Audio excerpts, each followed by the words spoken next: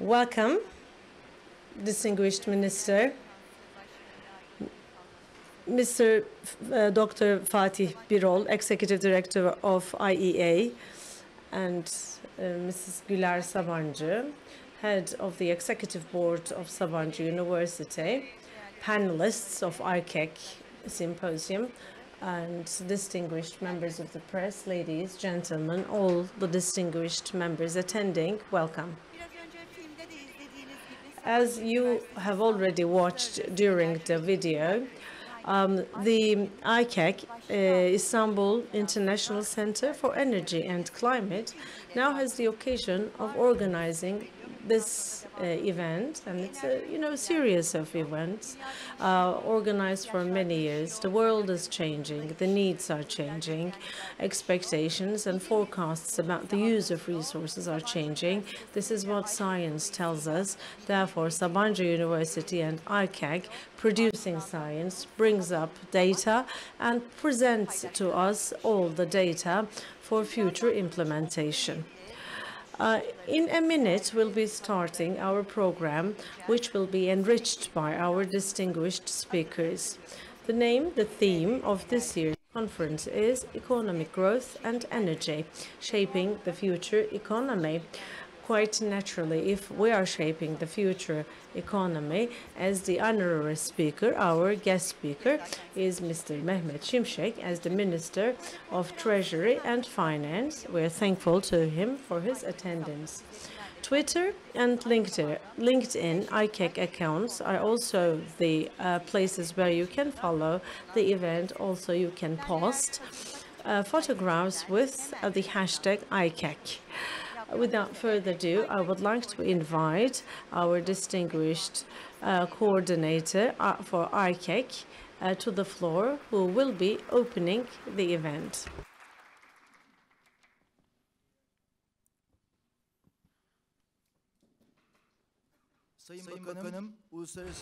Distinguished Minister, Dr. Fatih Birol, and the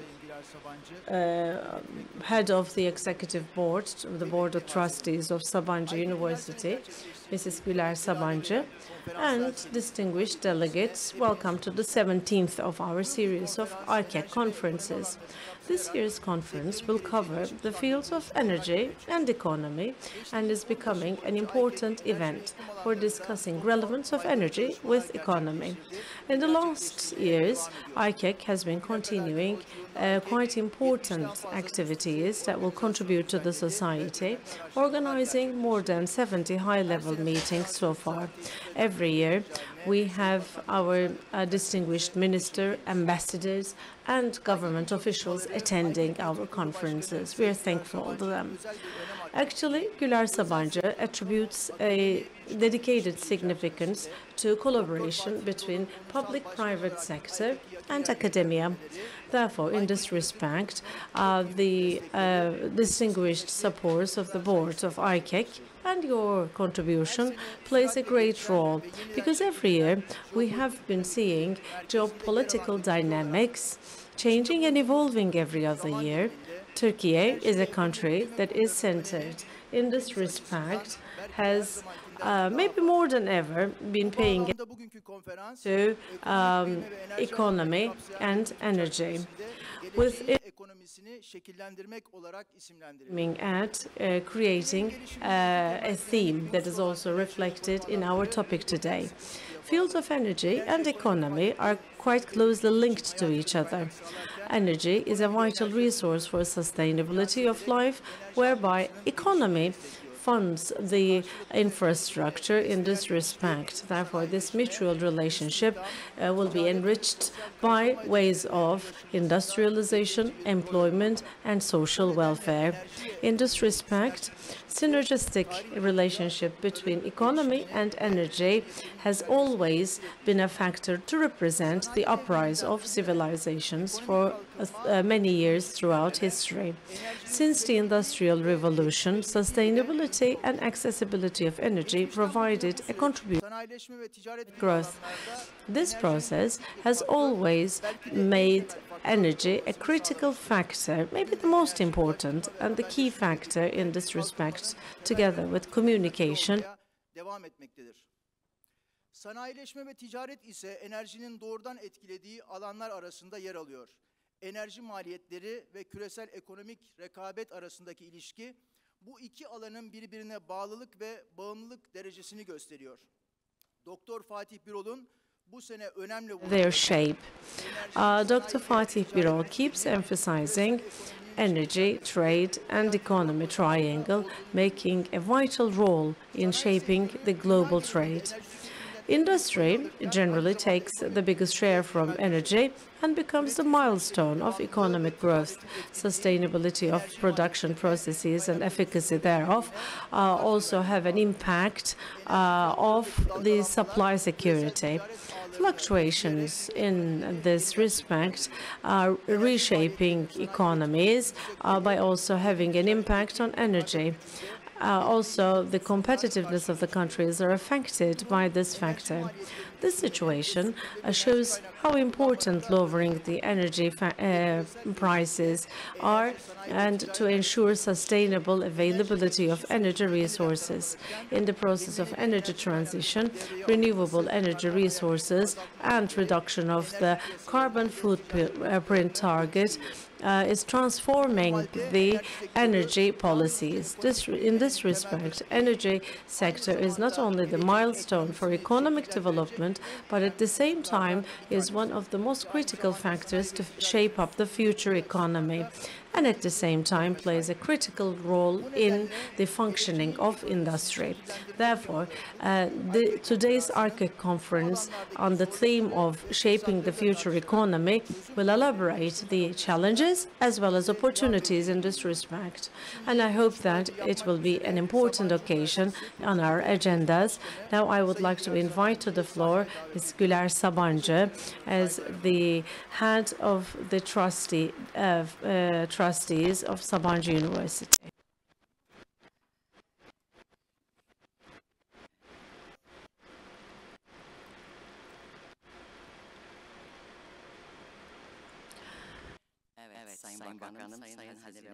Mr. Minister Mehmet Şimşek, Mr. Dr. Fatih Birol, distinguished representatives and stakeholders of energy and climate, Mr. President of University, ladies, gentlemen, welcome to another IICEC conference. It's a pleasure and honor for all of us to host you in this event in Sakıp Sabancı Museum, the seat. As the Istanbul International Center for Energy and Climate, briefly IICEC, involves the term climate in its name. Economy and growth are the important factors that will interplay for the future economy. As our theme reads, of course, we are centered on energy. In ensuring economic and social growth, energy sector plays a key role in regional balances, in technological transformation and competition. We have always seen its role, and we have witnessed the role of the energy sector in this respect. Throughout 2024, we altogether witnessed geopolitical developments. Also, energy supply security was a need to be strengthened under the shadow of striking impacts of the climate crisis. In this respect, the changing dynamics for our search on clean energy was also one of the themes on the global agenda. More sustainable climate and energy future will be based on a need for investment and climate models. Together with the green models, it has become a strategic key factor. You would know that COP29 meetings that took place in Baku emphasized the role of collaborations as well as a comprehensive and also aspect for finance. And in a moment, we will be hearing about recent developments from the best authority. Dr. Fatih Birol will be coming up to speak about these recent developments. As always, he has always been a valuable speaker to provide light to the current developments around the globe. We are proud of Dr. Birol. Under his leadership, International Energy Agency has been always contributing to the transformation for clean energy. He has always been a key figure in making the agency a striking figure in this respect. Today also we have the honor of hosting a very important key person, Mr. Minister, Mr. Şimşek, who happens to be with us today despite of his busy schedule. He agreed to be with us together with all the energy sector representatives, and on behalf of IICEC, I would like to express our appreciation to him. Ladies and gentlemen, national energy strategies, investments, and evolving markets have made Turkey the greatest, one of the biggest and the most dynamic energy markets in Europe and around the globe. Recently, in energy, on public and private sectors, important steps have been taken, as you would all know, because you're all involved. Amongst the economic growth targets and improvement of current procedures, balance, sustainable development, and green digital transformation strategies all concentrate on energy, competitive energy, as well as improving the investment environments. The growth has always been a critical factor. Energy value chains will be one of the most critical supporters of this respect. Mr. Minister, within this perspective, will be giving us insight about the strategies and priorities of Turkey. Once again, would like to express my appreciation to you, sir, for this respect. Also, Dr. Fatih Birol and the panelists who will follow our keynote speakers would deserve another appreciation for their contribution. For a sustainable future, our efforts are all based on human factor. Through scientific approaches, we are doing our best to fit the requirements of the era, whereby we need more competitive and sustainable future, which will only be possible by the human resources. Our university has, for the last 25 years, been a leader in higher education. By Times Higher Education, the university is shown amongst the best universities in Turkey, which makes us proud. As IICEC success triangle, public, private sector, and academia collaboration business model is about to fulfill its 15th anniversary in the areas of energy and climate. An integrated vision is our goal. Recent developments have proven the criticality of this vision. The leading analytical role of IICEC in the sector and its events have been boosting. I personally am extremely proud to see the impact of IICEC. As you know, IICEC has been, since 2020, been a leading energy book provider, energy outlook book provider, and the book is being also popularized by the counterparts of the energy sector. Our aim and support for a cleaner energy is also reflected on the energy outlook study in Turkey. As for the first time in this country, public and private sector stakeholders prepare reports in a participatory way, mutually. IICEC will be announcing this year's report next year. Of course, to act together to create a common insight, we know the value of working together. This is being appreciated more and more by the world. Science-based approaches and through collaborations with the business world, our aim is to create reports and, as Fatih Bey said, to be our North Star. This is what Fatih Bey keeps saying. Well, this joint working is going to be one of the most critical success factors in today's business world. Thank you very much for your participation, for being here. IICEC has always been trying to become a role model of this approach in Turkey, inviting leading institutions and corporations of the area. Through collaborations and cooperations, we are aiming at supporting a more sustainable energy future. Concluding my remarks, I also would like to thank the supporters of IICEC once again, also the members of the board of IICEC, AG Holding, Korusan, BP, Enerjisa, Eren Holding, ING Bank, Sanko, Shell, evet arkadaşlar, Sokar ve Zorlu Enerji. And Zorlu Energy, who are seated all on the front seat. I would like to thank each and every one of them for the contribution and support they have extended so far. I also would like to thank them for their individual support for the evolution of IICEC activities.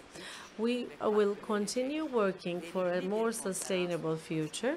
I wish for the success of the conference, and once again would like to thank Mr. Minister, Deputy Ministers, and all of the public officers who are here from the Ministry. I also would like to thank Dr. Fatih Birol, our members of the board, and sectoral players, once again on behalf of IICEC and our university. Thank you very much.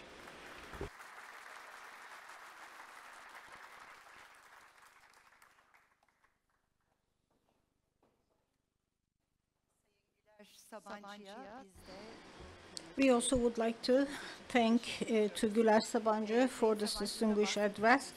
As Ms. Sabancı stated, for a sustainable future, it's really very important to have a collaboration among the different stakeholders of the industry. And thank you very much once again for the contribution of all the stakeholders in the industry, of course, the public, the private sector, and the academia working all together is extremely important. But there is one thing that I keep in mind. Sabancı mentioned about the North Star.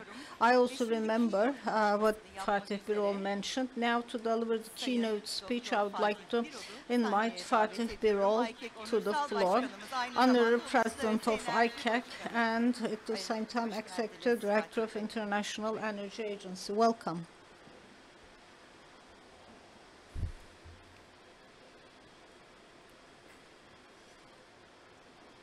Sayın Bakanım, Distinguished Minister, distinguished Güler Sabancı, very distinguished participants, I at the same time would like to extend my gratitude to all of you.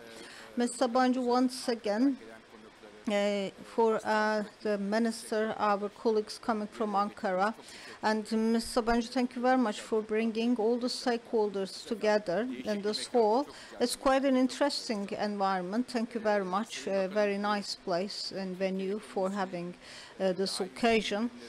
And Mr. Minister, to actually bring Turkey's economy forward, and you actually found time and space to join us in your crowded schedule. Thank you very much for joining us, Mr.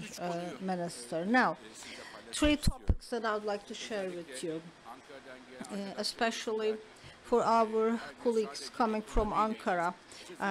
Probably each and every single day you are dealing with economy, and which I believe is going to be so. And in a couple of, I guess, years, how of oil prices and energy prices I will discuss as the first topic. And second of all, the world energy industry especially is being subject to a huge transformation. A couple of words about this I would like to mention. And of course, in energy, as you all know, the trade wars are about to start. What does that mean? I'm going to focus on these three topics mainly. Well, first of all, the current energy markets. Let's start with oil. I'm sure this actually should attract the attention of too many of you, but for many long months in the Middle East, there are political turmoils and conflicts. However, the oil prices are still around $70. Even 1/10 of this happened in the past. We actually experienced 3-digit oil prices. What is the reason for this, and is it going to be somehow persistent? Two reasons. The first thing is that, as you all know, there is actually the demand growth in oil is not going to be as strong as it was in the past. And 15 months ago, for 2024, we said, as the International Energy Agency, this year in 2024, the oil demand would have a maximum growth of 1 million barrels a year, quite a low figure when compared to the previous years, and people were shocked to hear that. Why is the reason for this? Is this the climate or so on? Just two things. The first thing is China. With regards to energy, if you really would like to understand something, it's actually the Chinese economy that we should be focusing on. Especially in the past decade,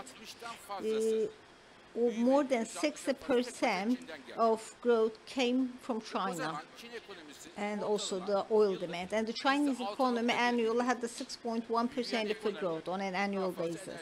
The growing economy, more need for energy. Now, in the Chinese economy, as you know, there is actually slowing down.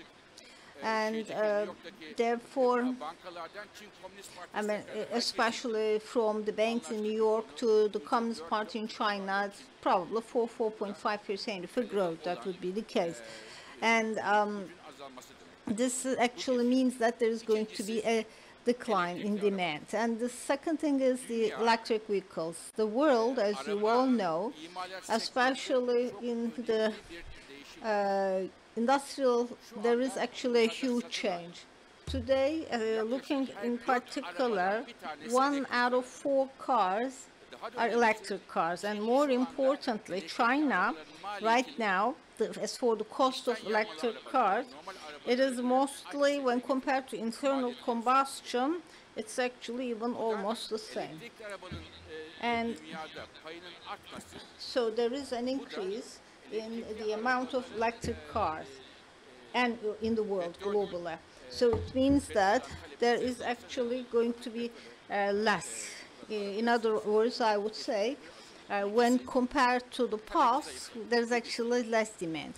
So this is also reducing the demand for oil. The other thing is that there's the American Quartet, United States, Canada, Brazil. Too much actually oil production coming. I mean, there is an increase in oil production. Just because of the increase of oil production in 4 countries, this is more than the total all around the world. So it's actually end up in a surplus. So to the point, almost $70 around that price of oil. And probably in the upcoming period, if we don't have too many political surprises, then the oil prices or the oil market would be very comfortable in terms of price. The second thing, natural gas. And this is also an important thing, natural gas prices for our country.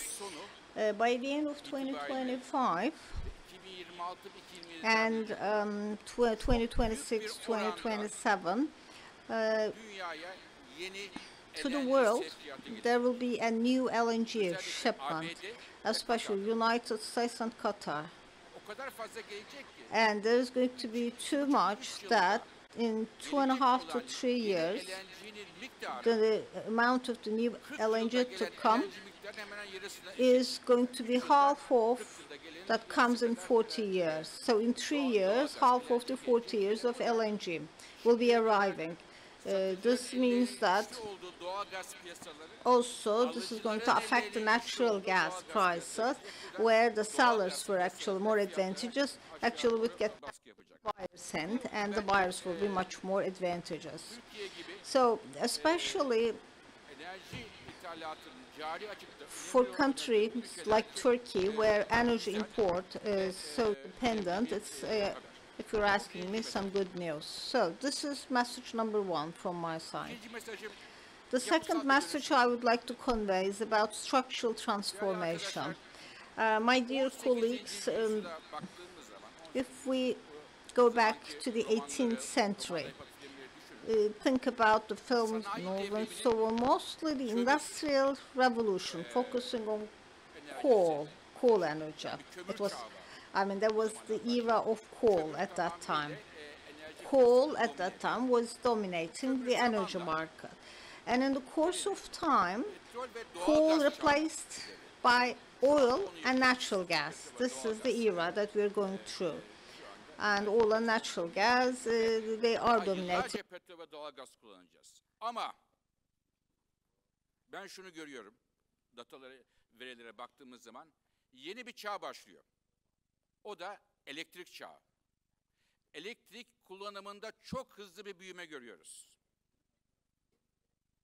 Size şöyle söyleyeyim, geçen 10 yıl içerisinde dünya enerji talebi büyüdü. There is an increase in the demand for energy globally, but the electricity demand increased twofold. But in the upcoming decade, even with a conservative approach, I would say, the electricity demand is going to be 6-fold than the energy demand globally. So there is going to be an increase in the use of electricity worldwide. There are three main reasons for this. The first being, maybe you would not actually expect, it's the use of air conditioners.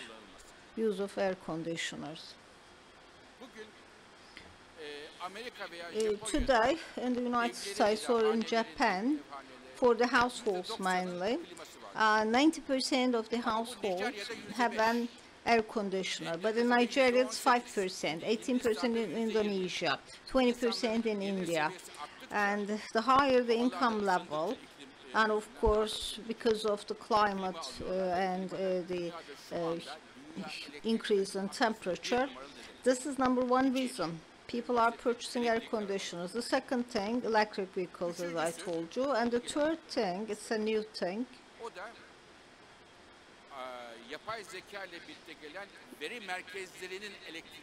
about the need for electricity for the data centers due to the use of artificial intelligence. 2 weeks ago, in Paris, at the International Energy Agency with Google, Microsoft, Infosys, and all together, we were there. And all these technology giants, they're only asking for 24/7 electricity. This is what they demand. So this is the third thing about the reason. So air conditioners, the electric vehicles, and the third, artificial intelligence and the electricity need for data centers. So electricity somehow in the future will be more focusing on the renewables. And especially when we said what the energy prices are, it's probably oil. It's always 70 or 60 US dollars or what. The oil price probably will be speaking about the kilowatt hour percent for electricity. We'll be focusing on the electricity prices in the future. And of course, looking at the growth in the demand for electricity, the other thing that we observe is that the new technology is playing a major role. In 2024, we have all data. At the global level, 85% of our power plants constructed in the world and commissioned are renewable, 5 nuclear, and the remaining 10% natural gas and coal. So there's actually a huge increase for this. This is what we observe. And second of all, there is a huge development in electric vehicles, and we are at the very beginning of this batteries. And another important technology, and there is going to be more reduction in the prices of batteries. Nuclear energy, 3 years ago, as we said, there would be a comeback in nuclear. Now we're just changing it. There is a comeback in nuclear energy. And looking at the investments, and the clean energy investments, when compared to fossil fuels, there is a 1 to 2 of a rapid increase and growth. So this is all about the transformation for the energy industry. One more thing to mention about all this transformation. It has got nothing to do with environmental policies, by the way, or has little relevance. It's all about industrial policies, about supply security. Sometimes it coincides with the environmental policies or not. What I'm saying is that if there is less actually attention on climate change, the trend will continue because it's about industrial development, and there is a certain pace of innovation. Sometimes it slows down, sometimes not, but this is how it goes. The last and the third topic I would like to underline, I mentioned about the new technology, electric vehicles, the batteries, the solar panels, and the wind energy, and so everyone is willing to have this. But where they are being produced, manufactured, let me give you a number. We checked the entire supply chain, and 6 out of those, 70% of those solely from China, 30% rest of the world, US, Canada, Europe, 70% in China. And there is a huge domination of China in terms of manufacturing. Why this is the case? Of course, they actually make it a national policy, an industrial policy about an energy supply security. So many of the technologies that I mentioned, they actually can manufacture them cheaper than so many other countries, and their market share is also increasing. Again, even with some conservative assumptions and estimates, in 6 or 7 years, the market size of the 5 or 6 technologies that I told you so far will be almost equal to the oil and natural gas market so far, both for manufacturing and also as a part of trade. It's not only about China. It's also United States, especially in the recent years.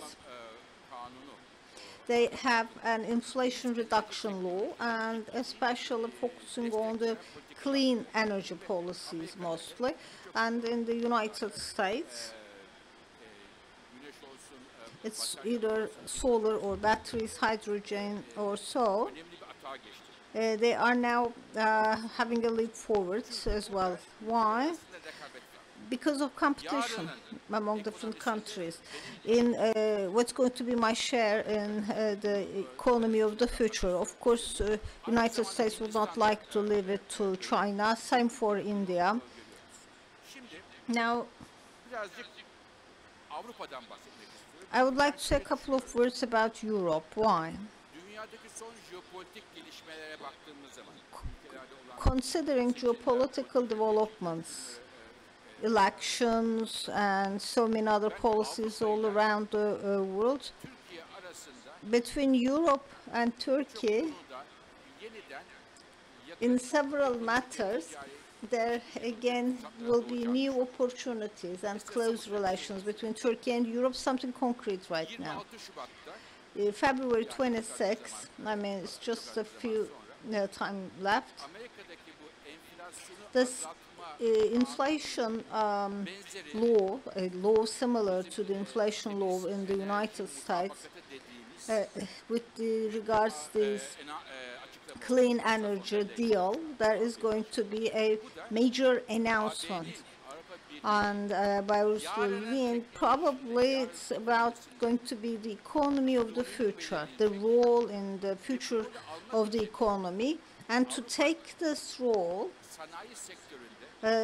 in the industry of Europe, how they should act, what the action plan should be, and how the funds will be used, and about all these things. And of course, not only within Europe, but also together with the partners of Europe, how it is going to be possible to cooperate with the manufacturing industry. There's going to be a roadmap by February 26. So we'll be working with the states, with China, and with countries in the region, with Africa, but with Europe, especially with the new Commission to arrive, and considering all the new geopolitical developments, I think this is an important window of opportunity, not only among the governments, maybe there will be a soft power for different forms of collaboration as well. So collaboration is going to be important for the industry in Turkey. Why? Because there are so many things complementing each other, so many complementary factors as well. Distinguished Minister, Mr. Banji, my dear colleagues, how I would like to end my words is that, unfortunately, this geopolitical environment, landscape, it looks like it's not so good for international cooperation. There will be too much competition. The trade wars, at the same time, I believe, would be the case soon. From this perspective, the energy policies, the industrial policies, the trade policies, all should be very well harmonized in parallel to the economic policies of Turkey. Once again, I would like to express my gratitude to all of you.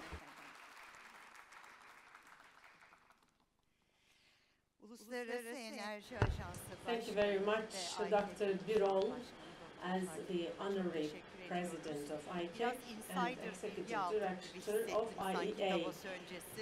It's like we've got some insider information before Davos, which I think I will listen to you also there, and I have taken a lot of notes. Firstly, I took note of February 26th, and this is really very relevant.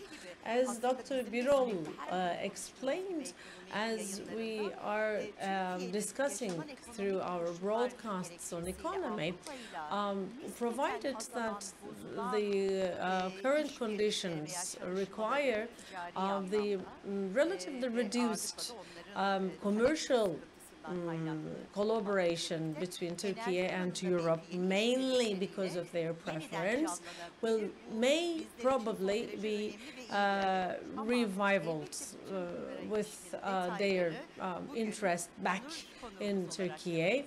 Of course, the details will be further elaborated by Mr. Mehmet Şimşek, our Minister for Treasury and Finance. The floor is yours, sir.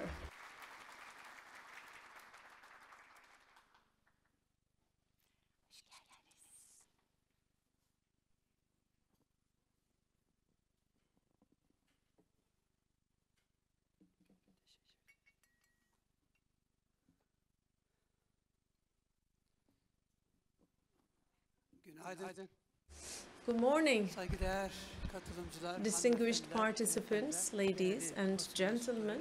distinguished members of the press, I would like to extend my deepest regards to each and every one of you. We now, in the occasion of the conference, I'm really very glad to be able to be with you in the occasion of the conference in this wonderful venue, and would like to express my appreciation to Sabancı family for opening up their doors to the important event. If I may, I also would like to take a look at the global economic growth. Of course, in this presentation, I will concentrate on its relevance to Turkey. I hope it will be informative for all of you. But first, let's take a look at beyond short term. When it's long term, there are some constricting major factors in front of global growth. These are all structural factors. I mean, particularly if we look at the last 3 to 4 decades, we go through the 5-year growth projections, and now we understand that we are at the dipping point of the growth projections. It's the lowest point ever. But the problems that we are facing today even make it difficult for us to preserve our position. I can say that these are really major problems before short-term growth, particularly energy prices. Well, in particular, the oil prices can be restricted by that. There is the growing protectionism in trade, which is really important, high level of global indebtedness, and aging global population, transformative and destructive technologies, as well as climate change. These are all the important aspects. Let's first speak about protectionism. We're speaking about moving away from rule-based trade and moving away from the multi-partite system. These are all based on the geostrategic competition between the United States and China. This is really simple to understand.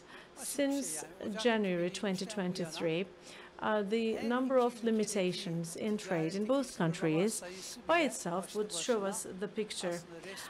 In the United States, there is more than 1,000, and in China, more than 800 measures, so limitations taken for trade. Of course, on a global scale, we do see its implications as well. Up until the global downturn, we had relatively free trade system that has been now replaced by protectionism. I mean, only we don't have a limitation or protectionism only for goods. Also, we see this on services, even to finance. We do see implications. IMF, according to a recent study, indicated that if things go on as such, of course, we will have a gap in the size of France and Germany in the global trade. I mean, this is potentially a threat for all of us. Why? Because simply for the reason that trade is the engine for growth. Obviously, one of the engines is not functioning as it used to in the past. So this is the very essence. Peterson Institute made an analysis recently. It's based on some very modest, very simple assumptions. They've put an extra 60% tariff, customs tariff for China, and a 10% for the other countries. This is something that they have already committed before the elections, tax deductions.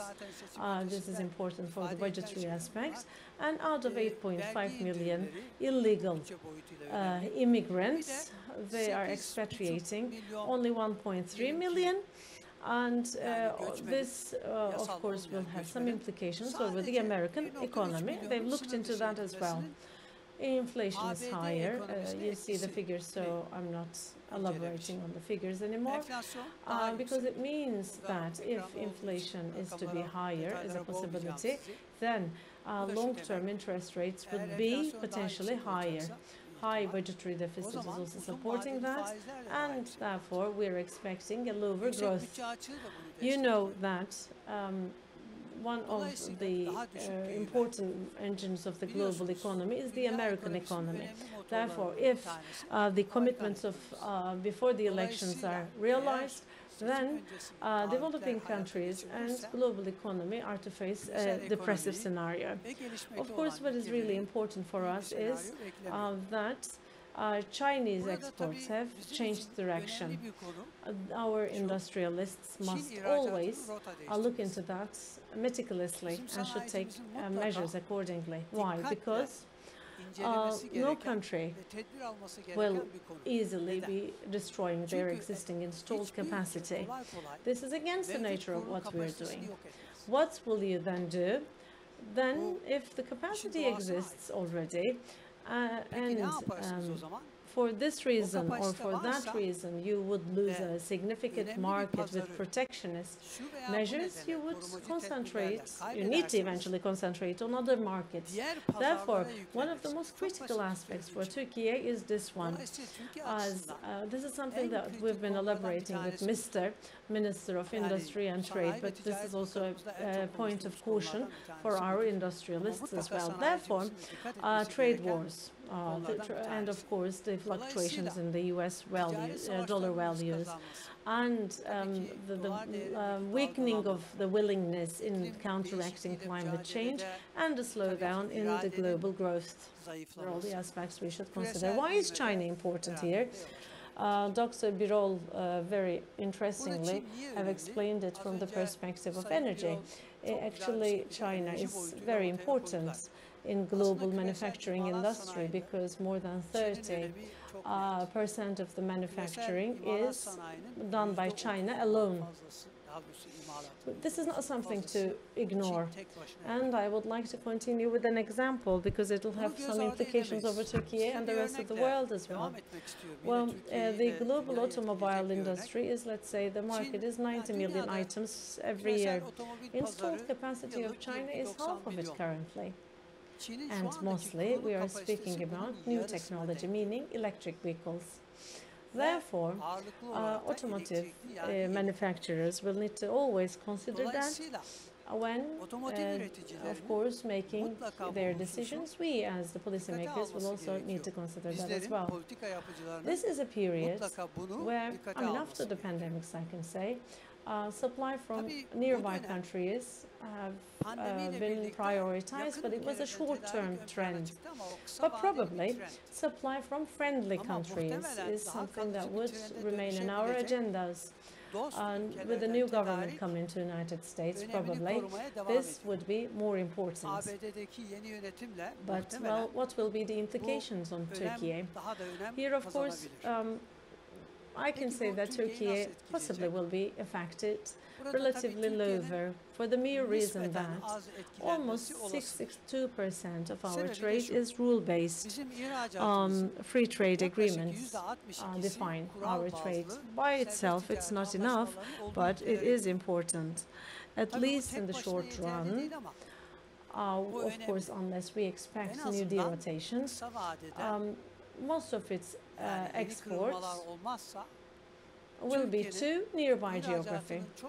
In other words, Central Asia, Middle East and North Africa together included. If we consider the countries that we have free trade agreements with, 1/4 of our trade is from these regions, almost. But we don't have free trade agreements with Central Asia, Middle East and North Africa. We're friends with these countries. We're geographically nearby positions. We already have free trade agreements on a rule basis with the other countries as well. So to emphasize again, we are not immune, of course, to what's going on around the world. We'll be affected. But the map or this picture shows us that we will be relatively less affected. Now, in this world, regional integration will be of importance. Logistic hubs will become a star, where Turkey also has an advantage as well, because we are located in the heart of the world. Therefore, the significance of Turkey will be more. Hence, an important component of our long-term strategy is in regional integration. Therefore, we are focusing on the new development road for quite a long time, you know. We've been working to implement it. First, there was, of course, the political background created, and now probably it is about time to implement it, and Turkey has important advantages in this respect as well. But the world is facing another problem, global high indebtedness.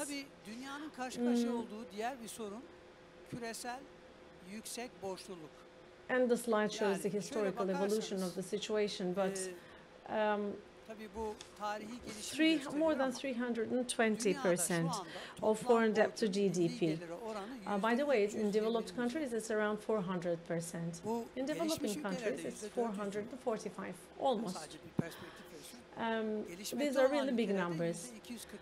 Of course, borrowing is not a problem when there is low interest rates. A few years ago, almost minus interest rates were there in the borrowings of some countries. The revenues of the debt stock was almost zero. In that environment, of course, borrowing is not a problem, but if inflation tends to go on high and protectionism in trade will persist, then in the long term, we would expect probably high interest rates together, and then borrowing-based global stress is likely to increase. As a matter of fact, many countries of the world are, because of the payments in their borrowing interests, according to a UN study, is not finding enough money for critical fields such as education or health, because their borrowing interest is higher than these critical fields as of today. Therefore, we now are speaking about a world that is going through a limitation for growth. And this is, of course, an advantage for Turkey. I need to say that in just this point. The foreign debt to GDP in Turkey is 95%. There are the household borrowings, real sector industrialists borrowings, financial borrowings, and of course the government borrowings. I mean, its ratio to GDP is 95%. Peer countries have almost 2.5 folds of ours. Therefore, yes, Turkey as of this point, and I've spoken about the fragmentation and global trade, and now in terms of the global indebtedness, we do see Turkey is in an advantageous position because the balance sheet is sounder in this respect. Aging global population, and of course here, in the past, fecundity rates were quite high. Therefore, the world population was relatively young for quite a long time. The share of the population above 65 doubled after almost 70 years. But of course, for an extra 5-point increase, we even do not need even 30 years. Here, of course, fecundity rates in Turkey is also on the decline, but still there is a gap or an opportunity window of 18 years. With reforms, we can increase it up to 30. Therefore, we have a window of opportunity of getting richer without being older. Versus peer countries, the population at the employment age is still growing, although slower than the past, it's still growing. And the biggest potential for us is our women, because, you know, involvement of women to employment is very low versus our GDP. OECD averages 66%. If we can catch this, there will be higher, I mean 20% higher per capita income. Only with this, women being involved more in employment. Therefore, there is a big potential to activate in Turkey, and we must take important steps and make reforms to improve women's involvement in employment in the future. Another important thing about global economy, by the way, that's positive. If we can make correct investments, we may take a path in productive artificial intelligence. It's an opportunity not only for Turkey, but also for the rest of the world. It's a potential. Why? Because artificial intelligence being more productive means an increase in efficiency. The essential engine zaten uzun vadeli kalıcı refahın ana motoru verimliliktir, inovasyondur.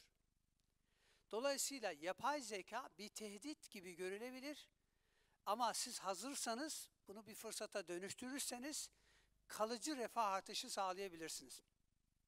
Ama yapay zekadaki gelişme tabii çok konsantre şu anda belli bölgelerde. Maalesef dünyada gelir dağılımını ülkeler arasından bahsediyorum. Daha da bozacak. Yani gelir ve servet eşitsizliğini daha da artırabilecek. İstihdam piyasaları özellikle nitelikli insanları. What is the position of Turkey in this respect? Well, if you pay attention to the Artificial Intelligence Preparedness Index, Turkey is doing better than similar countries. Here, of course, we do see, according to, of course, the average of the developing countries, Turkey is doing good. But we are lagging behind, of course, than developed countries. Therefore, we need to invest more in human capital. In this respect, we are in dialogue with the Higher Education Board on this. Secondly, of course, we need to strengthen innovation ecosystem, and especially we will be investing in digital infrastructure. And for the other aspects, such as regulation, regulatory framework, policies, ethics, we will take the best practices globally as our basis. Therefore, Turkey is doing good there as well, but there is still a long way to go. And of course, we've invested in digital infrastructure quite intensively, but hyperscaler data centers are another matter that we need to take a long way. And this is something to do. And of course, in the League of Global Innovation, we are not doing bad. I mean, versus comparable countries, we are not doing bad. Actually, we are in the medium to high level income countries. We are not in the rich club yet, but potentially will be there in a few years' time. We have the potential. I mean, if it goes on like this.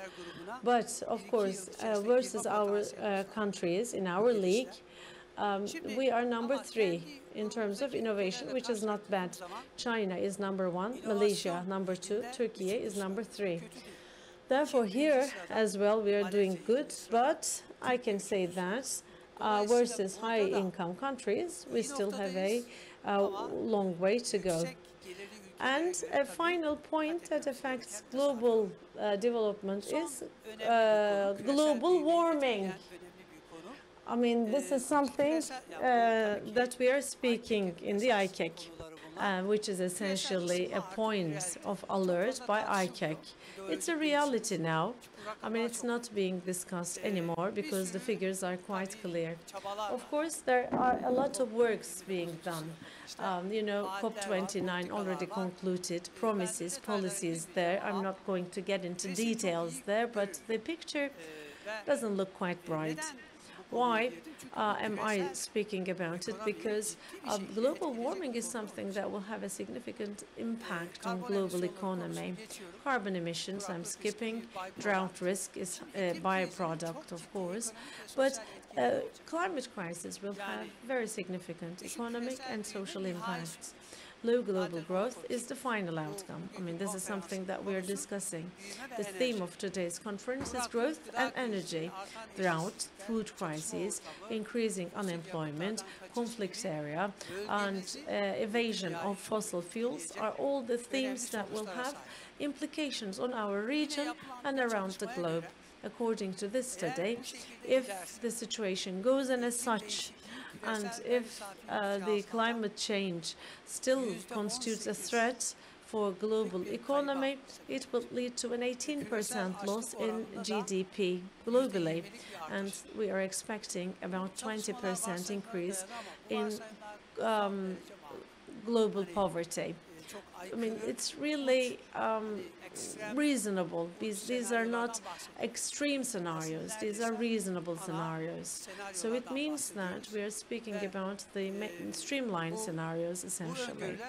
These forecasts are quite dramatic because global economy, considering it will be around 115 trillion, about 1/5 of a loss is a dramatic loss. OECD, of course, has a lot of recommendations to tackle global warming, but to be honest, for Turkey, I need to say that, and we don't have time, I mean, for this, so I'm just skipping it, but let's just concentrate on Turkey, long-term growth. I've already spoken about significant challenges that are present before global growth. But let's just for a minute concentrate on Turkey. Let's take a look at the historical development. In our first century, the average real growth is 4.8%, which is quite respected, good level of growth. In the last 20 years, so between 2003 to 2023, you can say a considerable growth, 5.5%. Taking 2002 as 100, in the real sense, with the fixed prices, if you come to 2023, we are doing slightly better than similar countries, but China, India excluded, which is the yellow line. Turkey is doing fairly well because, from 100 to 300 we've gone, excluding China, India. Developing countries could go only up to 218. So therefore, we are in proximity to developed countries and also to the average of European Union, which is really important, which should be our #1 priority to protect. That is the reason why we should lower inflation down to single digits. In the short run, industrialists may be complaining, and I would respect that, but some of it is foreign-oriented, some because of business models, and some the unwanted side effects of the program. And yet, the aim of the program has always been to make our industrialists and entrepreneurs more productive. Therefore, we should push you for innovation. Be more efficient, or be more innovative. So you don't, but we need to push through the program our industrialists to become innovative. But what #1 priority should be? If we want to lower inflation down to single-digit figures in a permanent way, where we're applying a program persistently, there will be very good outcomes, such as #1 is the capital markets will be deepened and short-term dependence to banks will be terminated, and more importantly, long-term capital-like resources availability will be also providing an ecosystem where you can make your true entrepreneurship true. The best thing we can do for you is to provide price stability. Therefore, we need to apply it with persistence and patience. Our expectation from you is to be more innovative and to be patient. This is my main message for you. We still have a high growth potential. Why? Because I explained at length, and this is going to be a summary. Our indebtedness ratio is low. Yes, the financial conditions are challenging, but this is an interim period. Together with disinflation, hopefully, we will have a lot better ecosystem, a lot better financial resources. Together with structural transformation, we will achieve the best. This is inevitable for us because monetary policies do have their limits. I mean, they will have a contribution up to a certain point, but if we want a permanent implication, a permanent result, structural transformation is the key. We will not leave aside external integration. All, of course, the developments affect us, but still we are considering how we can update the customs agreement with the EU. And also, we are making free trade agreements with the Gulf Cooperation Council.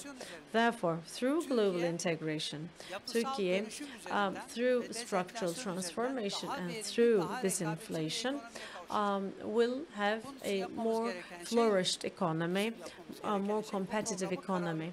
What we need to do is to be decisive in implementing the program, and what you need to do is to keep in mind what we are telling you.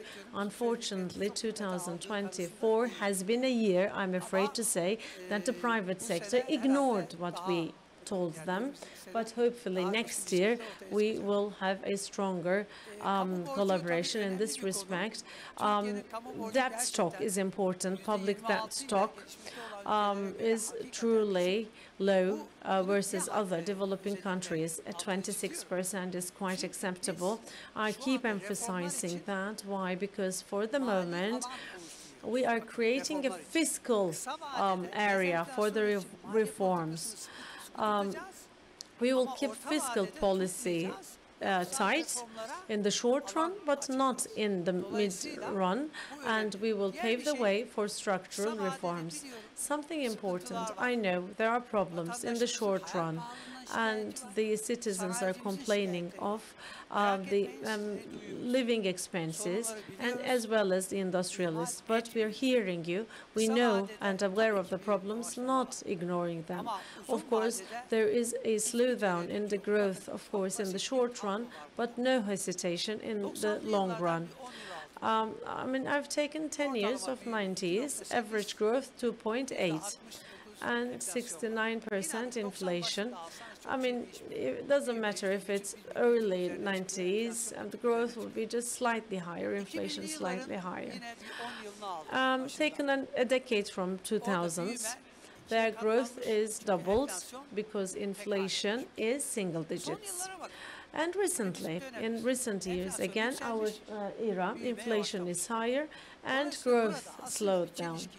There is no contradiction here. I mean, for you to grow further, we are striving, and in the short run, of course, we need to go through this process. And one of my final chapters is about climate change. I mean, if you limited me with a time, I would have limited myself with 30 minutes, but you haven't limited me, so I'm still speaking. Let's come to climate change and energy policies. I'm not the Minister for Energy, but yet I have to say a few words about energy as well. Our path to 2053. We have a target, net zero target for 2053. I'm not going to get into the details about what we have done so far. On our agenda, there is the climate law, emission trade system, carbon taxation mechanism, and taxonomy. Why Green Deal or green transformation? Quite clearly, for the mere reason that it's not a fashion, it's not a preference for us. It's a must for us. Actually, it has nothing to do with climate change. I mean, people sometimes criticize me when I'm just pretending to be a neoliberal or something. No, it's a must, an obligation for Turkey. Why? Because the most important thing that defines our competitiveness is energy. Energy is the mere reason for the current deficit, and we have a potential to grow through green growth, and it also will have a critical role in high-quality employment. Just looking at the figures, in the last 21 years, and I don't have all the figures of 2024 yet, but you can see that almost 948 billion US dollars spent for importing energy, which is a big resource, and it constitutes 1.5% of our current deficit. Do you think green transformation can be a preference, and can we link it with climate change? I think not, because green transformation is a clear-cut priority for us. And in terms of supply security, we need to increase natural gas and oil production. And on the other hand, electricity installed power and consumption, which I can say that almost 69% of it is from renewables. And by 2035, there will be an extra 80 to 100 billion US dollars of investment done. And we're hoping to increase it up to 80%.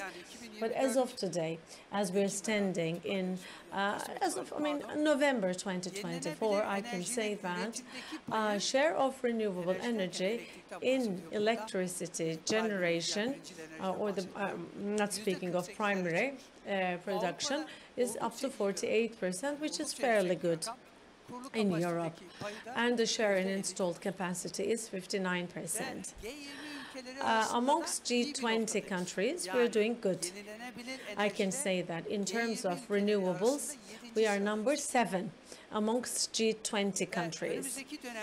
In the period to come, as I've said, with a considerable amount of investment, Turkey will have, is expected to have, let's say, an acceleration in this respect. We will have regulations to pave the way for the sector now.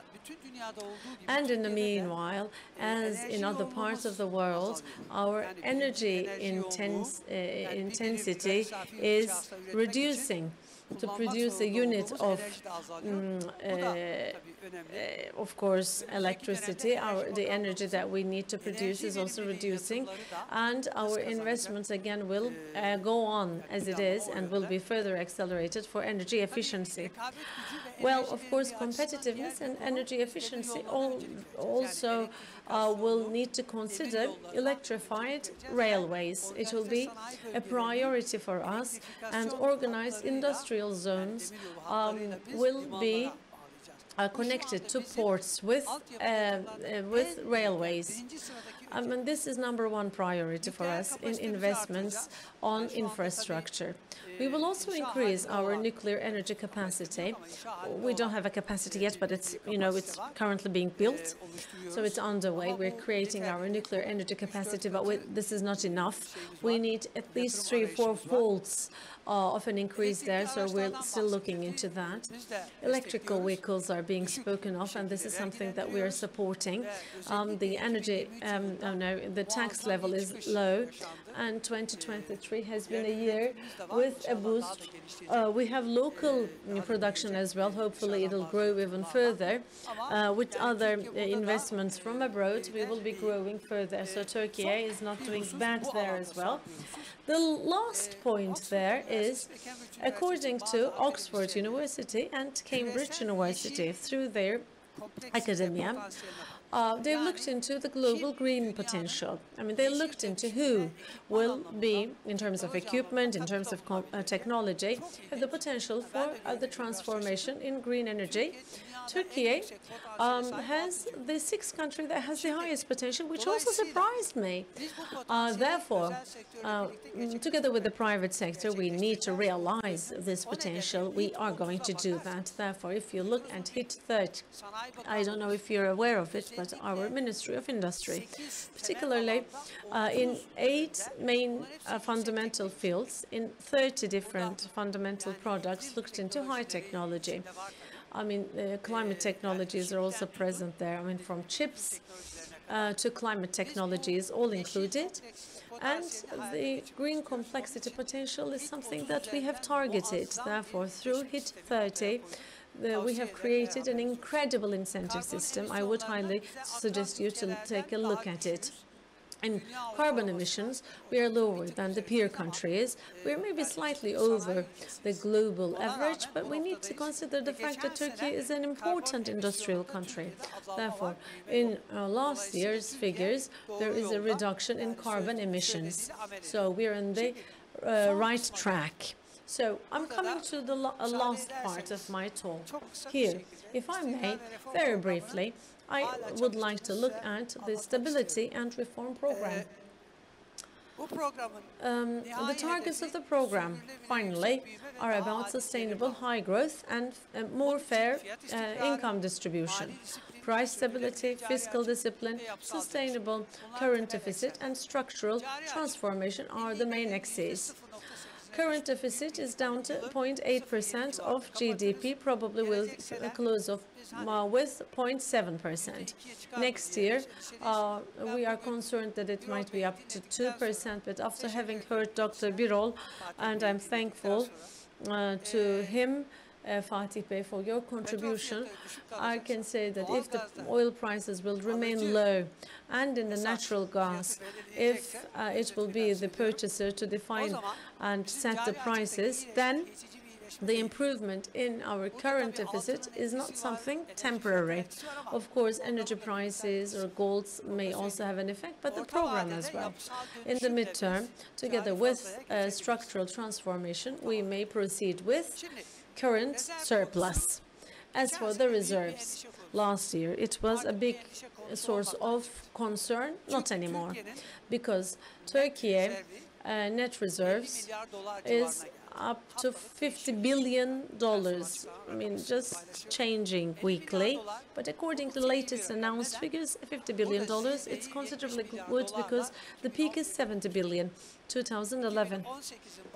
Early 2018, it was down to $38 billion. Therefore, in terms of reserves, Turkey is no longer concerned about reserves as long as, of course, we continue with correct policies. And we will. We will continue with healthy, rational, correct policies. Reserve sufficiency, according to a broad definition, is caught as of December according to international standards, and there is no problem of access to foreign finance. And in the last 1 year, through international banks, $50 billion of a mid to long-term resource access was provided. People keep criticizing that the program is activated by hot money, but this is not the case. Of course, there are portfolio investments in every country, and we're open to that, of course. And this is not the case. I mean, today we've been available for that since 1989, but there almost 2/3, maybe more than that, of our reserve accumulation is due to mid to long-term resources and the portfolio preferences within Turkey. By the way, not all the portfolio investment is extremely hot or something. If you buy a share of 10 years stock, speaking of treasury stocks, of course, I mean, you need to have a different perspective for that as well. Therefore, on that, clearly, I can say that, I mean, we do not have a covert or overt target for foreign currency. I'm telling this to the markets, and we cannot have such a target. This is just a program that we're applying as required by the program. Particularly this year, there was a significant flow of funds, $110 billion of foreign currency needed to be purchased. And yet we were ready and we could manage, which is not an easy job. Managing a fund flow requires a lot of work. Therefore, the central bank has done a good job. But I don't think it's going to be that fast in the coming period. Foreign currency protective accounts, I mean, we're out of it now. It's not applied. confidence in Turkish lira increased, and TL share in total accounts is from 31% to 58%, which I think is an important gain, and we need to keep on going with that. And the risk premium versus peer countries is 10 or 11 folds lower. I mean, unless we have a functional program, and if it's not functioning, then, I mean, we cannot say that the risk premium is dropping. I mean, last year we were to the dip, and the improvement there is again 6-7 folds than peer countries. Therefore, here truly we are speaking about a program that has true implications. And as I keep saying that, there are people who get frustrated, but you know, this is what the outcomes show us. This is external borrowing cost of the Treasury, and the red line is spread. I mean, our premium level that we are paying versus a similar bond. 227 base points now. So it lowered by 400 points, and real sector borrowing cost reduced. This reduction in the CDSs is going to mean that the CDS is for 5 years, by the way. I mean, if it goes on as it is, which I think is going to be better, but it would corroborate to a $7 billion of an external borrowing interest. Annually, $7 billion, which is not a small figure. This is entirely based on real numbers. Let's come to the difficult part, this inflation. Of course, in Turkey, there is this significant problem of inflation, living costs being quite high. I mean, which is inevitable, which is evident. One of the main targets of the program is to provide price stability within the framework of the monetary policy or the fiscal policy, as well as the structural policy to support it, or within the framework of the incomes policy and the prices or the revenues policy. All will become supportive in 2025. You can say that inflation is high, true, but it was 65 earlier this year. I mean, if we finish off with 45%, it means that we will have achieved a reduction almost of 20%, but the issue is to be able to make it permanent or maintained at least. So to highlight it, there was a restricted service inflation. It would resolve in time, and it has already started to resolve, and 2025 will be more supportive. Education, rent, that is what I'm speaking about. The main goods inflation is 29%. 40% is food included. Therefore, in inflation, there is a significant reduction, and this is to stay. Some say inflation is now from this level to now up to this level. This is not success. But of course, this includes a very static approach. If Turkey could not manage exit from foreign currency protected deposit system, and of course to heal the situation for earthquake, we spent it $71 billion, 2.6 trillion. I mean, divided with the current foreign currency, $75 billion. It's not monetarized. In other words, the factors that would derail inflation and are now in control, plus there is a reduction in inflation. So if you look at the big picture, this inflation has already started, and it's here to stay. Of course, the market expectations, household expectations, real sector expectations are something that we are hearing, that we are paying attention. In terms of household, expectations. There is again a reduction, but the expectation level is high as well. Real sector. I mean, by the end of the year it will be 44, and now it's 47. I mean, are we going through a new era in fiscal policies or in the income, the revenues policies? No. So for the real sector to be in this situation, I mean, it's really, I really have difficulty in understanding the approach of the real sector. Market participants, there is a 27% of expectation in the next 12 months. So what is to be there in 2025? The monetary policy will have a delayed impact. Since we are going to reduce the budgetary deficit, there will be a negative fiscal impact and more supportive revenues policy, and probably some critical, not all of them, but some critical aspects, such as the gas policies or oil policies, critically managed prices. Whether they will be updated by inflation or not is currently in our compass. But most important is supply-based policies. Budgetary deficit, we have considerably invested in earthquake losses. Since the deficit is likely to get smaller, this will have an implication over inflation as well. Housing. Because of the earthquake, there is an incredible housing campaign going on. By the end of the year, 200,000 houses will have been delivered. But in the next 1.5 years' time, there will be another 250,000 houses to come, which means an increase in the supply. On the other hand, 250,000 social housing project is going on. These are big figures, by the way.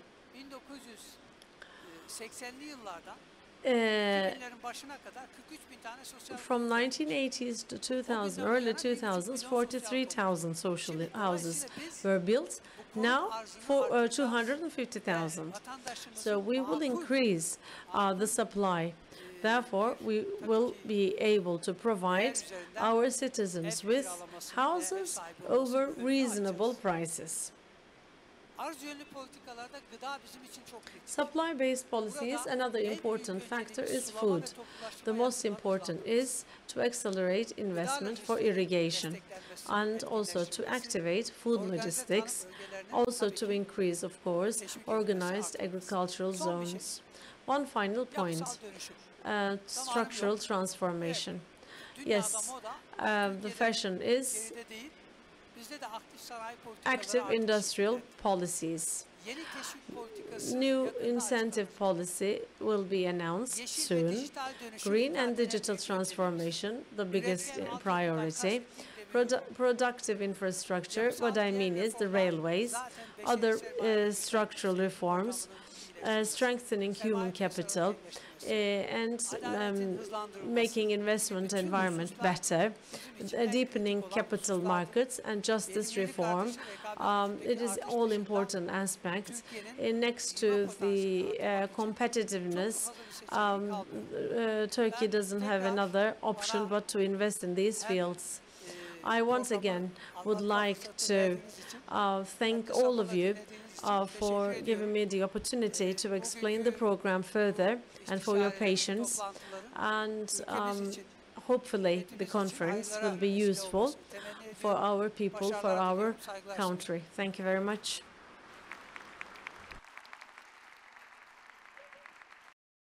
Özellikle biz COP29'da Bakü'de, Azerbaycan'da 2053 net sıfır emisyonu ile ilgili olarak açıklamalarda bulunduk. Özellikle enerji diplomasisi ve jeopolitik dinamikler burada nasıl şekilleniyor ve Türkiye'nin bu alandaki stratejik yaklaşımı sizin pencerenizden nasıl gözüküyor?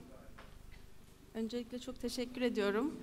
Burada olmaktan büyük mutluluk duyduğumu ifade ederek başlamak istiyorum sözlerime. Benden önce Sayın Bakanımızın, Fatih Bey'in, diğer konuşmacıların da ifade ettiği gibi dünya şu anda enerji alanında çok büyük bir değişim içinden geçiyor. Sadece teknik ve enerji sektörü bağlamında değil ama not only from the energy industry and so, but at the same time there are several geopolitical developments affecting energy. So the geopolitical developments have an impact on energy and vice versa. It's actually a direct impact for both sides. And therefore, in this period of time, I would say, just as it never happened before, there are too many developments concurrently that happening. Maybe just a couple of those to mention. We have the new US administration, the rise of China, and in the economy and their domination in energy, and the uncertainty in the Middle East can be some of those to mention. And in such an environment, there are just a couple of, there is actually some noise at the back, and it's important to stay calm. I'm sorry to interrupt you, but now in such an environment, we at the same time, we actually have certain targets in the field of energy. As you mentioned, net zero target that we have being one of them. Benim görev tanımım itibarıyla biz daha bunu daha kapsayıcı olarak enerji güvenliğimizin sağlanması hedefi olarak bakıyoruz. Our security, and 2050 targets are being one of them. So for both of these targets, we actually somehow have to make them compatible. We have a 2053 goal, but we have to act in such a way that the energy security would never be compromised. So that's the main goal that we have. And we have actually a certain roadmap. One being to use the local sources in the best way possible by increasing renewable energy investment, and we maximize and optimize the use of these resources. Another being energy efficiency. Mr. Birol, at the same time, is mentioned as the first fuel. That is the primary fuel, the energy efficiency. And this is something that serves our purpose. Therefore, of course, there are international trends as well, which affect our policies, one being digitalization, for example, artificial intelligence, and of course, the increasing demand for electricity. All affects investments to be made, and at the same time, the position of the energy industry. Actually, going back to the geopolitical side very briefly, I don't want to take too much of your time, but Russia and Ukraine, the conflict between Russia and Ukraine, it's actually results in a breaking point in the energy sector, and as a result of this, there are still so many developments that are ongoing. This is what we observe mainly from the perspective of sanctions, for example. As you all know, most of the time the states are putting sanctions both on the financial industry and by changing of the energy investments. There are certain steps taken by different governments, which is pretty much at the forefront. As previously mentioned, the trade wars at the same time will so much affect the investments to be made, and where the private sector will spend its money about their preferences and choices. So it's going to be a major factor. Nuclear power, at the same time, is a major issue to us. Natural gas and nuclear power. Without these two, it's not actually possible for us to have energy security. Of course, renewables are extremely important. Distinguished Minister already provided us with some figures. and in the upcoming decade our installed capacity from 30,000 to 120,000 megawatts, and about offshore wind, 5,000 megawatts of an investment. This is only for wind, solar investments. So this is only the size of that, which I should say is a huge target, and everything is mapped. We already have a roadmap for all. And nuclear power, it's actually as the base load so important. It's a must. I will just complete immediately. So in the upcoming years after Akkuyu, there will be the 2 more conventional reactor projects that we have in place, and some small modular reactors will also play a major role. And very lastly, the financing issue, which I will touch upon, and then I'll land my talk. Just to have access to all these goals and targets, of course, we'll need financing. And in doing so, we always have several projects, and the geopolitical developments in particular will lead the way. But of course, financing of the projects is so important for their feasibility, and financing terms and conditions are extremely important. So probably in the upcoming decade, there will be $100 billion worth of need for investment for this transformation. Therefore, we as the Minister of Foreign Affairs, together with the Minister of Energy and Natural Resources, of course, in all the countries that we are in contact with, we always seek for some opportunities for cooperation, some joint projects with the countries that we're in touch with.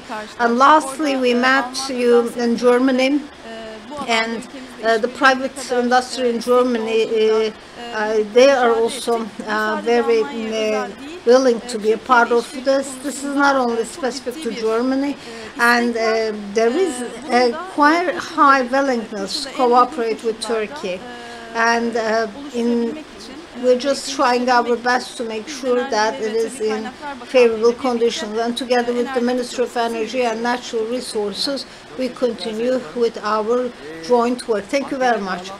Now, here we connected to the survey. Because of actually this connection with the GSM, probably they would say it is due to the actual power cut, which actually this is probably a professional deformation. Let's move to the second question, because with regards energy, geopolitics, I would take also your opinion. And by the way, we have the question on the screen while we are answering the question. And the last 3 from finance, but they had the graduates as they graduate, undergraduate study, all engineers. So all this energy, the macroeconomic dynamics, and looking at the relations, how will we assess it? As you all know, Mr. Minister also mentioned about this.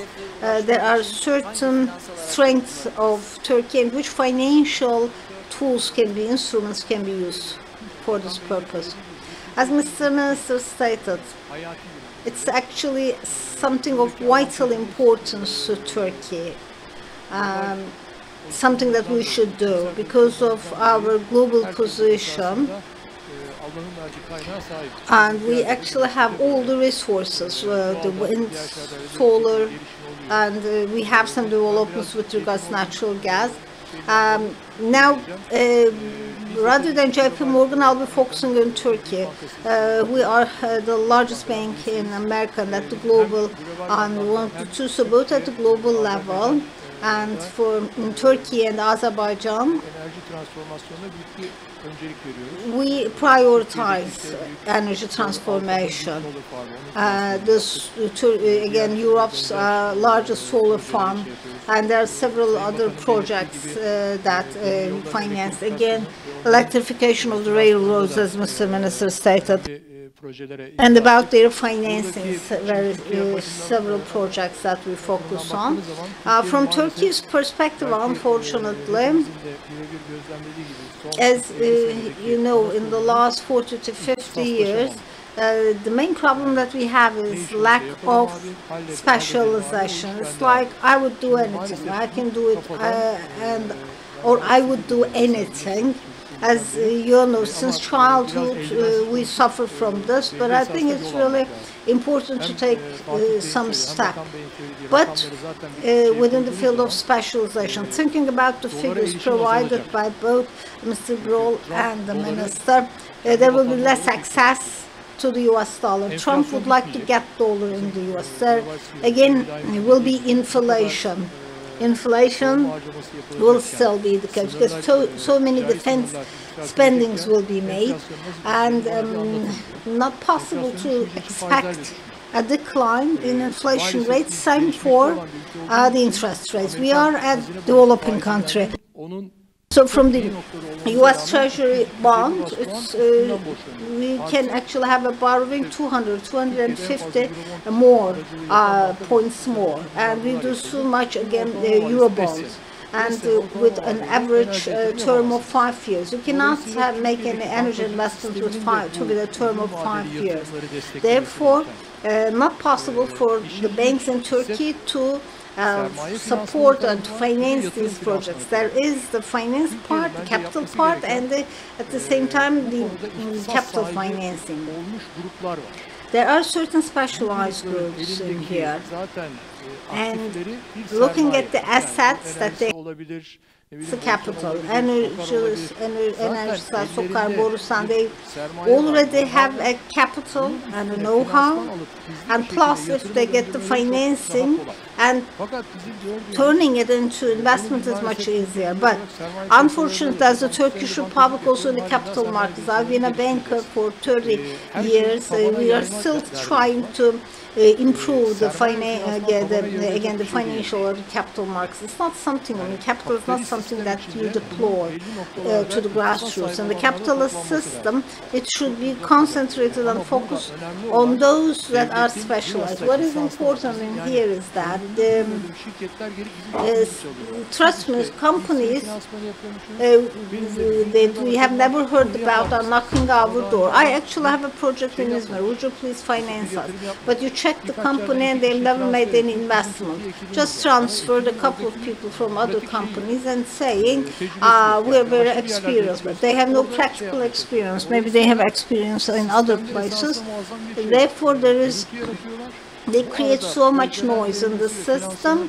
And about projecting and financing, even in the projects that are much favorable for financing, they cannot be financed. Therefore, starting with the government and the private sector, which groups are going to be specialized, they have to decide for this and provide financing for this, and whether these quantities can be financed or not. Of course they can be financed, all these figures.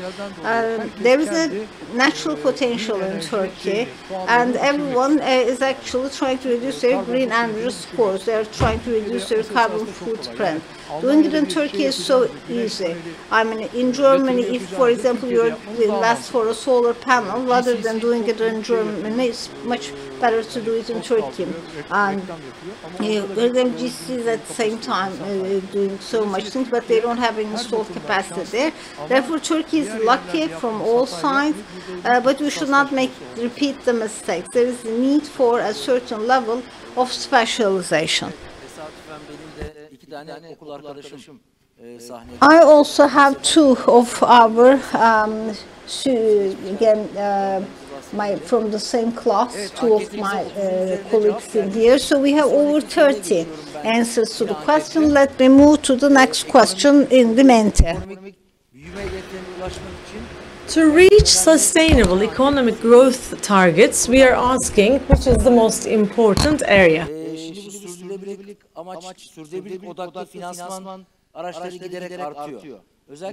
Sustainable financial instruments are just increasing.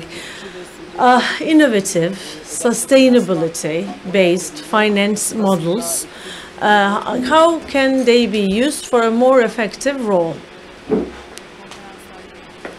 We We have been speaking about the role of the banks, especially in the previous conferences, but the point there is to channel investments to the right places.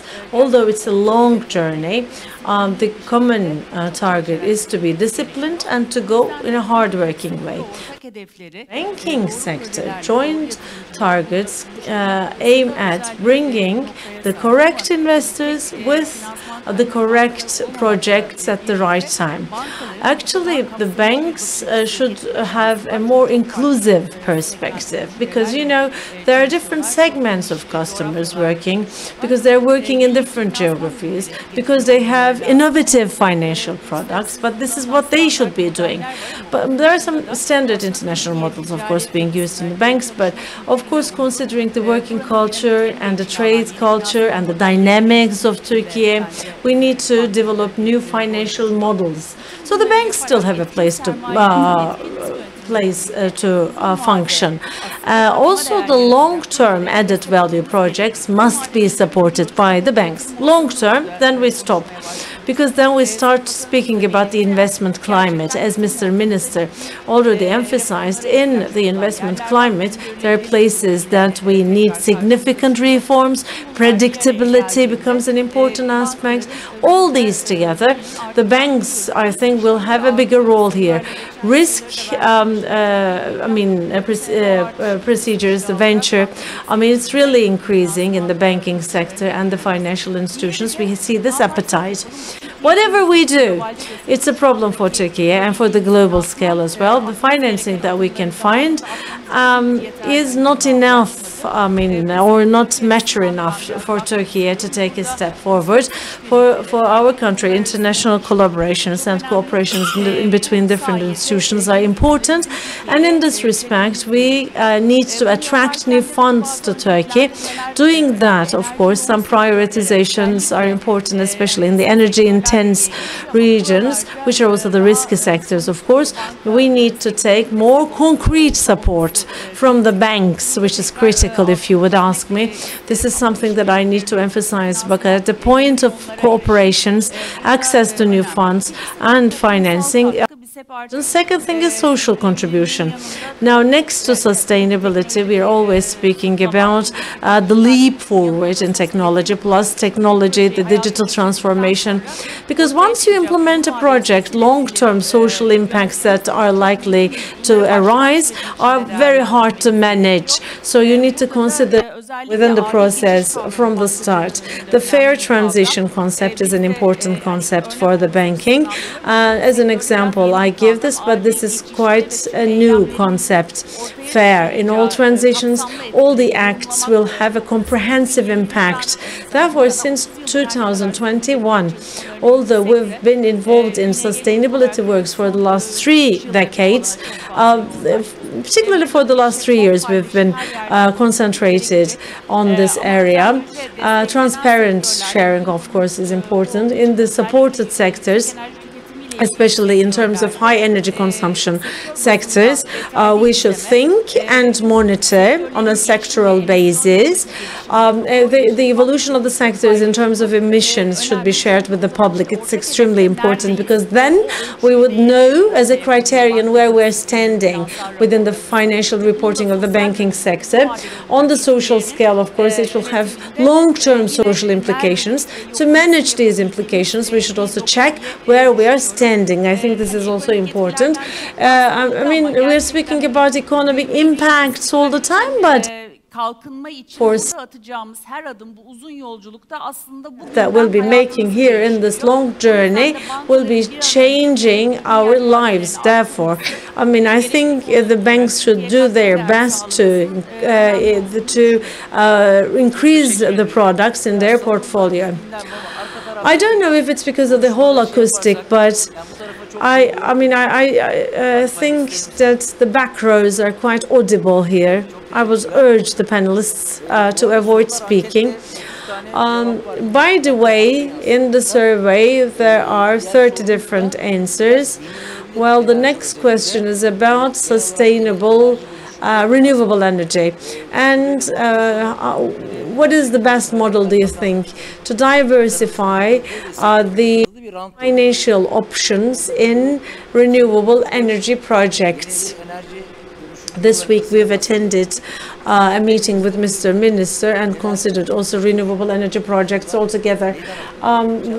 We have been speaking about the challenges, risks and opportunities. Of course, about finance, when you were just explaining, you also touched upon to some opportunities. I mean, just to switch gears, I would kindly ask you to just look at the position of EBRD in this transformation. What are the challenges and opportunities in your opinion? Would you take a moment to speak about these, please?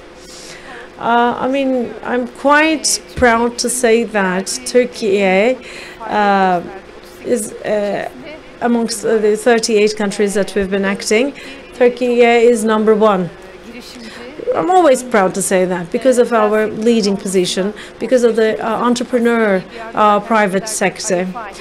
Although this is an international financial institution that was established by 77 countries, our priority is to support the private sector and to provide funds in the investments of the private sector.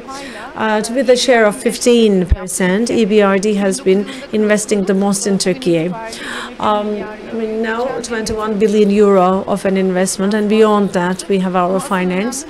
But I think the most important point is that the half of it, 10 billion, happened in the last 5 years. So it shows that considering the needs of the country, we have been trying to find the ways of providing more funds and finance to Turkey. The new country strategy for the next 5 years is fictioned by Turkey. I mean, it's just matching with the prioritizations of the country. From this, we can move to the fact that when we compare our country with the other countries, we consider Turkey as a more developed country. Therefore, you know, other, I mean, clean technology fund, clean investment fund, so on and so forth.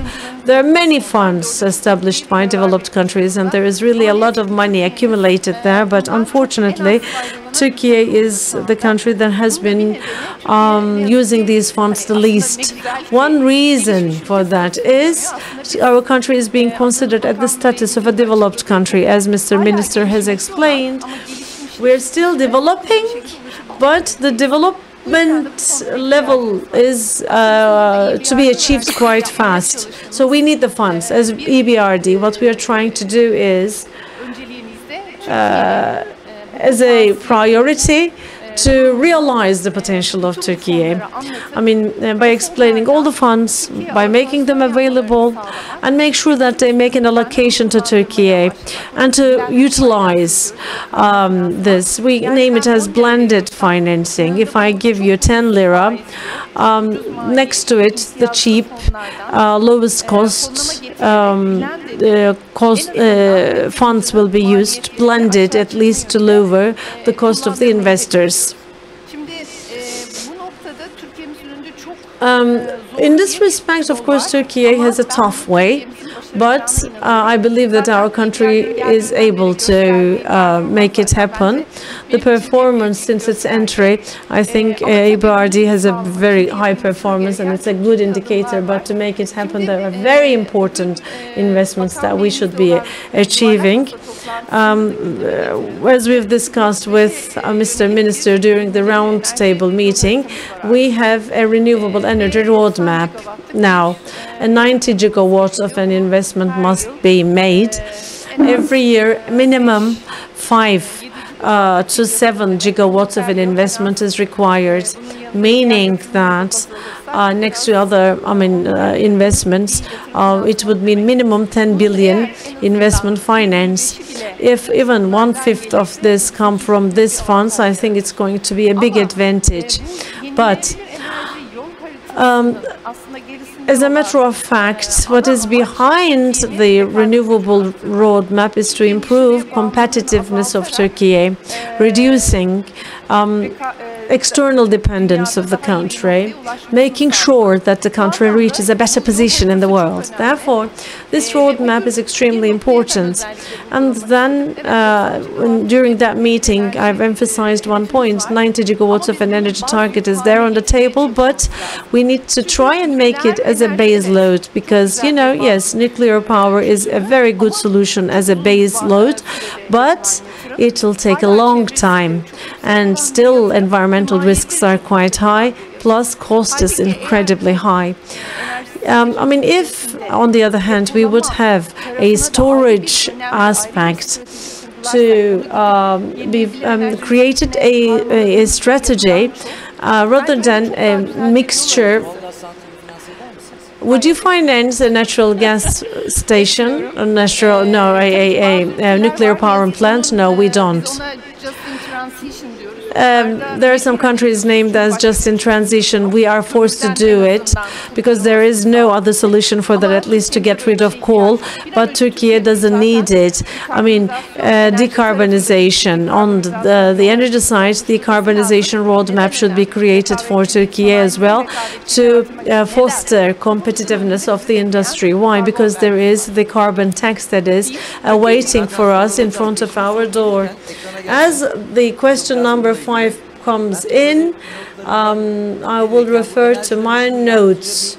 Energy transformation is not merely a matter of clean future, but at the same time a sustainable economic development model is the opportunity next to it. Especially investments in renewable energy would reduce our external dependence and also will foster our position in energy hubs.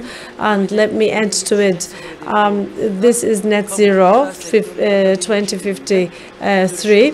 With the collaboration between public-private academia, we can shape the future from today. I think this has been a very positive contribution, as Mr. Minister also emphasized. What is your note? Transformation, accessibility, energy security, supply security, independence in energy, independence, yes. Let's take a look at the delegates, what they have noted.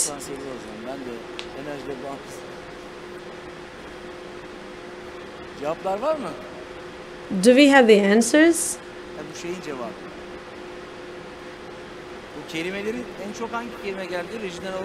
What is the term that is mostly used?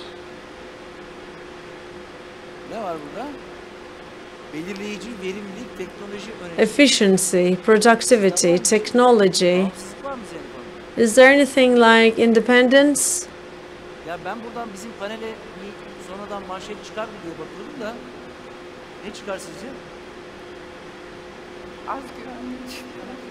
Supply security.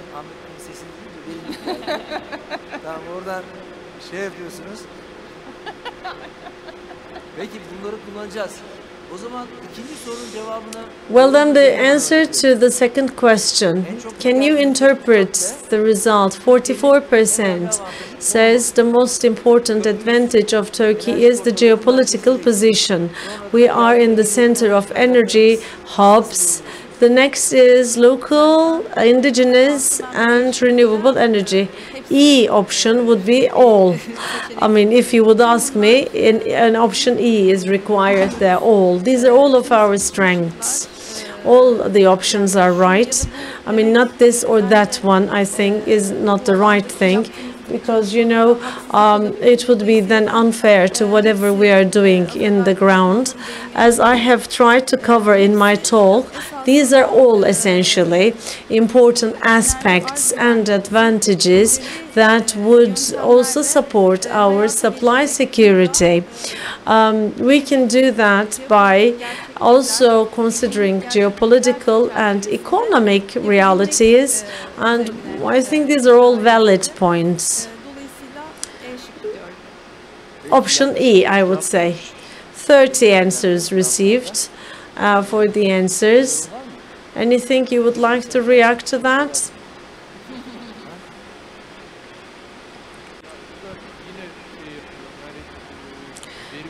once again, I mean, what is efficiency is you would only need specialization to improve your efficiency. This is valid on everything. I mean, let me give you an example from something else. I'm from Konya, and it is deprived of water. In this area, the government is paying the villagers to find water. They are allocating some money to the villagers, and 50 years ago the method was started. Now they're extracting water from deep groundwaters, and it's used for sugar production. The competitiveness, I mean, of Turkey is boosted. Geopolitical position, of course, everyone is just looking into Turkey being a hub in energy transit. No, I would disagree. I mean, in positioning ourselves, China is far away. We are in the center. One side is Asia and the other Europe. Why would we not consider ourselves in friend-shoring, near-shoring? I mean, a very famous concept in the EU. I mean, we need to position ourselves there. We would be a key element in the supply chain. I think this is what we need to focus on in terms of geopolitical position. I think we should look at the economic and commercial cooperation decisions of Europe that will be taken in February the 26th. With the investments, of course, the law system should be supporting it. I mean, to become a hub, we need to have the regulations for our markets. Let's come to question number 3. What is the answer? Quite equally distributed. Sustainable finance. Everyone agrees it's about money. Synergistic cooperations and creating such an ecosystem, technological innovation, international collaborations, and human resources. It's the last point, but why do you think human is the last? Innovation is extremely important. If you pay attention to R&D investments of developed countries, you can see the energy sector, 1.7 billion worth of an R&D, 30% for technology. And in average, whoever does it good is 3.5% of an R&D investment. We are roughly beyond half of it. I think technology and innovation are required for financing and for value creation. Of course, we shouldn't take it as the key point. I mean, it shouldn't be. It should be on our top of the agenda. Value-added production will move Turkey to the next level. If you would ask me, we will find finance, and then we need to concentrate on development. I'm actually a bit surprised to have financing in here. And Zeynep Hanım, siz ne diyorsunuz uluslararası işbirlikleri? well, what do you say? Uluslararası işbirlikleri tabii ki önemli bir şey. Fakat yine ben burada bütün bunları bir zincirin This is, I believe, is just like each and every chain. Without development of the human, the people, not possible to speak about technological innovation.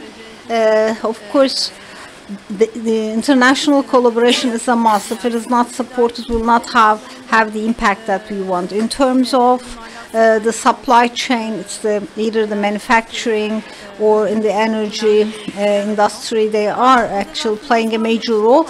I said financing initially, and I focused on this.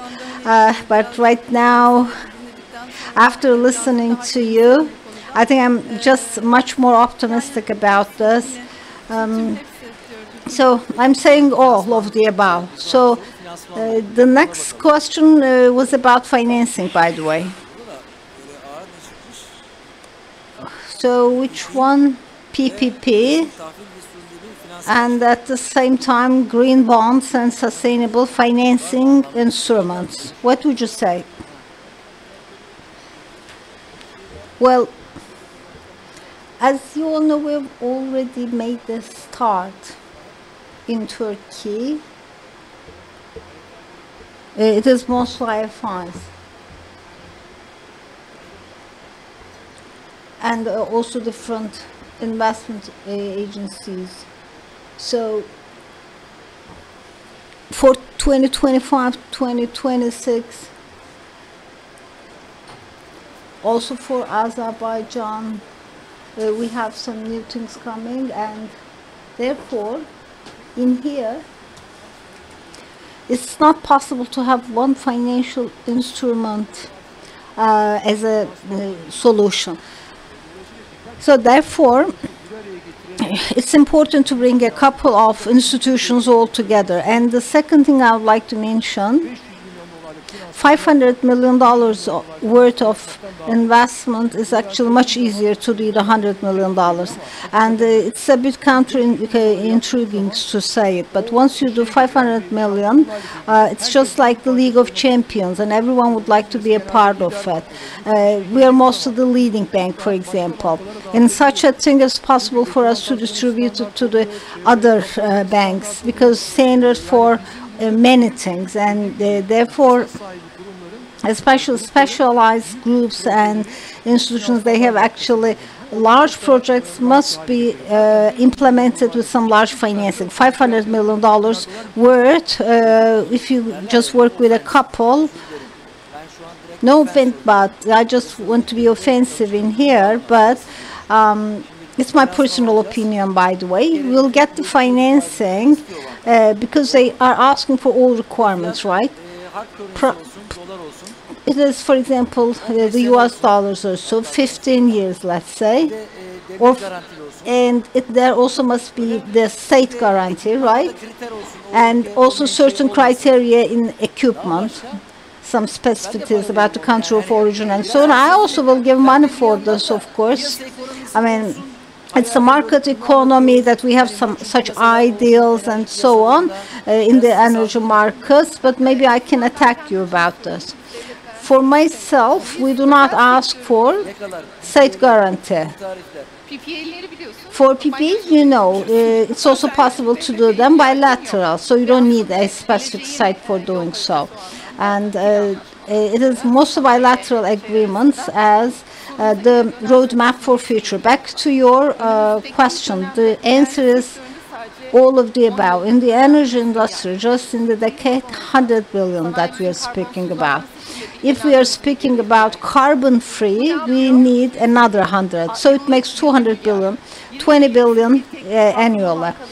Just by way of development banks or with some capital market transactions or via private banks, you cannot do it. And of course, private banks at the same time, what they are doing, just collect the funds from the capital markets and they invest them on these types of projects or from the IFIs. So we are in need of all of them. Otherwise, we cannot fix it. We are speaking about large-scale major projects in here, but from the banking perspective, we're working at different segments. On the way to net zero, there could be also some small-scale efficiency projects. It does not have to be large-scale projects at all times. So you really, the proven technology, the term of the project, whether, for example, it uses any technology or so, there are so many specific details. It's important to match the correct product with the correct investment. So, very last question, and let's check the answers for the last question. We just wanted to manipulate the last question, but we failed to do so, I guess.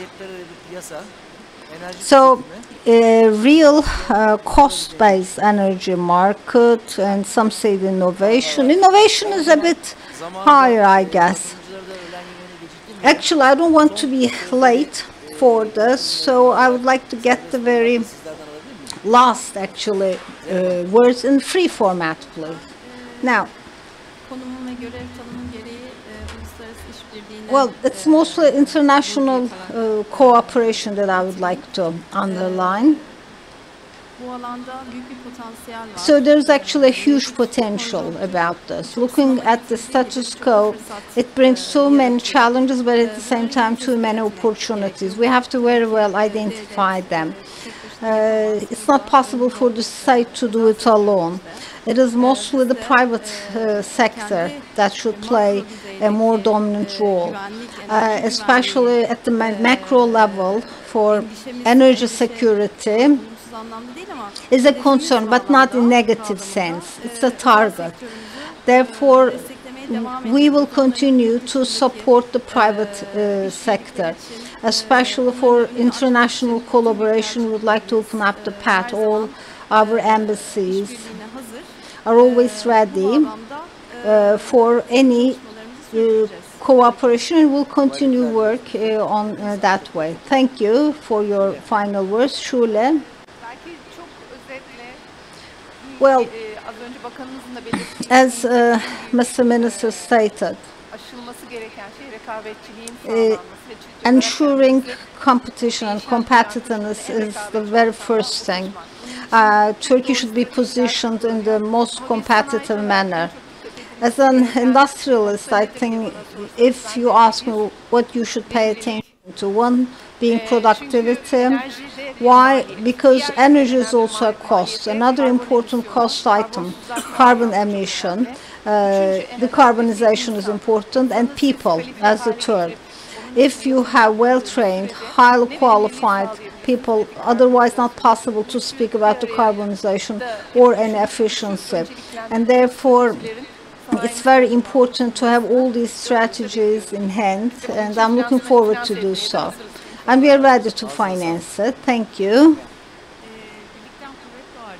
As you all know, it's very important to unite our forces. It's a long journey. One thing we should keep in mind is that there is a huge potential of our country in energy and the energy potential. We've been discussing this for the last 3 decades. It was the end of the 1990s that we started speaking about the energy and all. And both in terms of capacity and investment, we have reached to a certain level. If we actually understand our actual focus, the financing sector is ready to do the financing. There will be too many economic impacts that we will be observing from economic perspective. Then there is the social dimension as well. And once we keep it together with technology and innovation, from job opportunities to development, it will have huge contribution to the country. So we have to act together and focus on our priorities all together. And the public, the private sector, and the academia, they all should work hand in hand. So we will actually have the same perspective for our vision. Thank you. Not possible to do anything without people. And we are doing everything for people.